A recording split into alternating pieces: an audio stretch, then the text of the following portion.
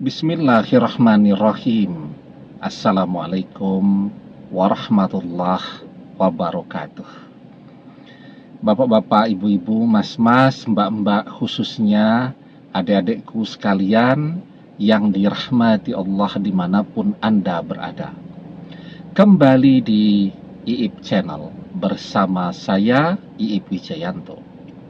Kali ini kita akan membahas tema 3 kekuatan tersembunyi di dalam dirimu yang akan membawa mantan kembali kepadamu meski semua orang berusaha memisahkanmu dan dia.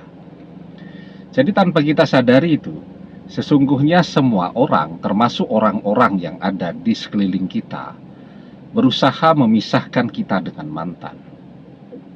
Keluarga, orang tua, teman, sahabat, Pak D, Bude, mantan berusaha memisahkan kita dengan mantan karena mereka tidak menyukai kita. Tetapi rasa sayang yang sangat besar dari keluarga kita, dari teman-teman dan sahabat-sahabat kita, itu juga kadang-kadang menggerakkan mereka untuk memisahkan kita dengan mantan.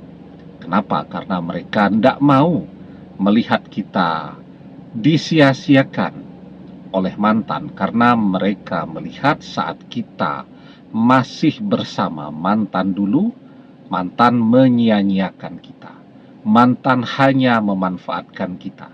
Jadi ketika mereka memberikan nasihat, sudah lupakan mantan, dia sudah tidak mencintaimu, sudah cari yang baru, toh mantan sekarang juga sudah punya pasangan yang baru. Jadi itu sesungguhnya cara mereka juga untuk memisahkan kita dengan mantan. Tetapi sesungguhnya untuk mengatakan, menasehati demikian kan mudah ya.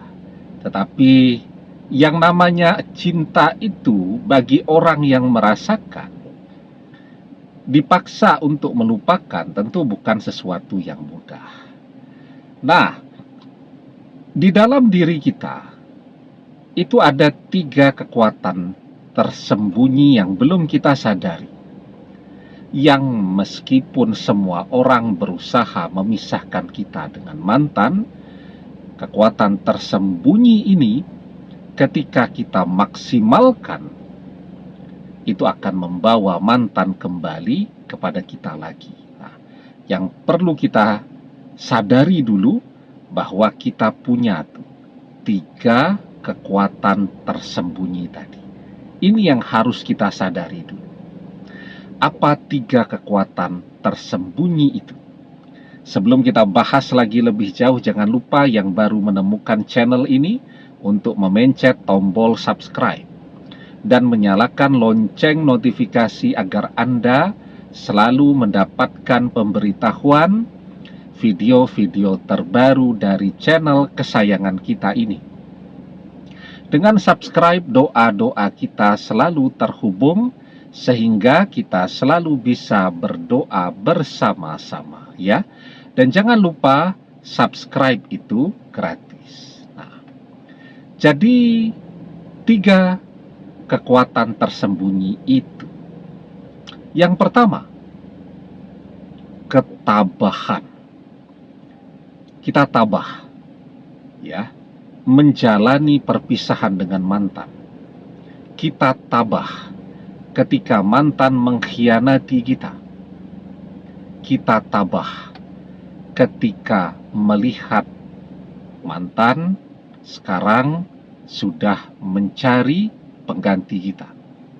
Bahkan ketika masih bersama kita pun ternyata di belakang kita mantan sudah berpaling, diam-diam dia sudah jalan dengan orang ketiga yang sekarang jadi pasangannya itu. Tapi kita tetap tabah.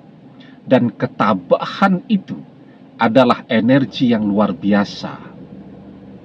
Orang yang tabah itu tidak akan pernah mengeluh ya. Kalau orang yang tidak tabah, dia kena duri sedikit saja, itu sudah mengeluhnya kemana-mana. sudah posting di media sosial. Fotonya sudah di-share di mana-mana tuh. Kena duri sedikit saja. Tetapi orang yang tabah adalah orang yang merahasiakan penderitaannya, merahasiakan keluhannya. Orang yang tidak tabah berdoa, 2 minggu doanya tidak terkabul, sudah mengeluh kemana-mana. Dia cari tutorial doa yang makbul, yang mustajab. Kemudian doa itu dia praktekkan. Ternyata belum terkabul. Apa yang dia lakukan? Dia langsung marah-marah. Ya, ke channel YouTube atau ke website yang mengajarkan doa tadi. Itu orang yang tidak tabah. Padahal orang yang tidak tabah, maka memang doa-doa mereka selalu tertolak. Di dalam sebuah hadis kita diajarkan, yustajabu li ahadikum malam ya'jal, yaqulu qad da'watu rabbi falam yastajibli. Doa salah seorang di antara kalian pasti dikabulkan selama ia tidak tergesa-gesa. Ya, jadi tidak tergesa-gesa itu tabah. Kita sekolah tuh kan tabah menjalaninya. Lulus SD, lulus SMP, lulus SMA, lulus sarjana, lulus S2, kita tabah menjalaninya. Tidak tergesa-gesa. Nah, siapa itu orang-orang yang tergesa-gesa? Yakni orang-orang yang mengatakan aku sudah berdoa kepada Robku, tetapi dia tidak mengabulkannya untukku. Nah, itu orang-orang yang tergesa-gesa.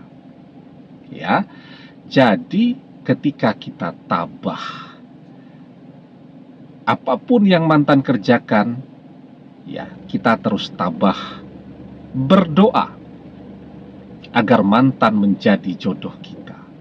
Ketabahan kita itu adalah kunci terkabulnya doa-doa kita. Tabah, tidak mengeluh. Yang kedua, kekuatan tersembunyi itu, ya, kita adalah pekerja keras. Berdoa, banyak orang bilang itu capek. Saya sudah capek berdoa, Ustadz. Itu banyak tuh yang bilang begitu. Padahal menurut saya sih berdoa tidak capek. Yang capek itu berenang, olahraga tuh, main sepeda tuh, pagi-pagi ya. Orang mau berangkat kerja, mau ngantar anak sekolah, mau berangkat kuliah, nah main sepeda tuh. Sampai pengguna jalan yang lain tuh kesulitan.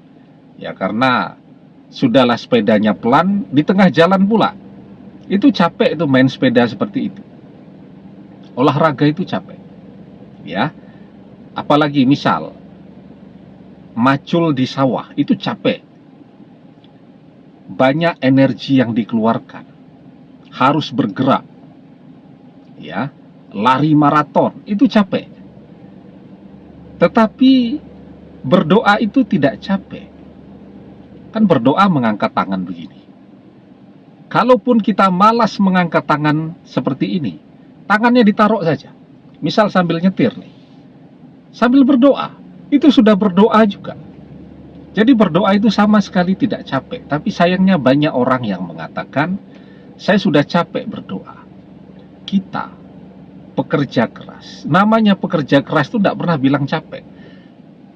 Bahkan pekerja keras itu kalau libur, tidak ngapa-ngapain, dia merasa capek. Coba saja, kita sudah biasa nih kerja dari pagi sampai malam. Tahu-tahu libur, bosen. Saya dulu 25 tahun yang lalu kuliah, merantau kan. Kalau kuliah itu sibuknya luar biasa. Ya. Berorganisasi, mengerjakan tugas kuliah, pokoknya sibuk lah. Begitu liburan, pulang kampung, capek, nggak ngapa-ngapain. Ya. Nah, jadi kalau pekerja keras itu ketika dia diam saja, malah dia merasa capek. Jadi kita tidak pernah capek dalam berdoa. Kalau kita menyadari sekarang, satu-satunya cara untuk mengembalikan mantan kepada kita adalah dengan berdoa, maka teruslah berdoa. Ya. Dan jangan pernah mengenal kata capek dalam berdoa. Begitu juga kita menyadari bahwa ketika mantan kembali, kita butuh uang. Kalau belum menikah, untuk melamar mantan, pesta pernikahan. Dan tidak berhenti di situ. Rumah tangga harus dijalankan terus. Itu butuh uang. Karena itu, ketika perpisahan terjadi, kita tidak berhenti. Ada kan orang yang dikhianati mantan kemudian diam saja, melamun, rebahan, nangis, ketawa, begitu kan. Tapi kita tidak. Justru perpisahan itu membuat kita lebih semangat lagi bekerja. Kita menyadari mantan akan melirik kita kembali kalau kita kaya. Kita menyadari bahwa kalaupun mantan akan kembali kepada kita, dibutuhkan lebih banyak lagi biaya untuk menikah, untuk beli rumah, untuk beli kendaraan. Ya, nanti kalau rumah tangga itu punya anak, biayanya bertambah lagi. Sehingga perpisahan justru menambah semangat kita untuk berusaha, untuk bekerja. Dan itu adalah kunci keberhasilan. Wa alaysa lil insani illa masya'a. Dan bahwasanya seorang manusia tiada memperoleh selain apa yang telah diusahakannya. Ya, semakin orang berusaha keras, semakin besar banyak rezeki yang bisa didapatkannya. Semakin dekat dia kepada kesuksesan. Semakin banyak orang berdoa, semakin besar peluang doanya terkabul. Semakin orang mau bekerja keras, semakin besar peluangnya untuk jadi orang yang sukses.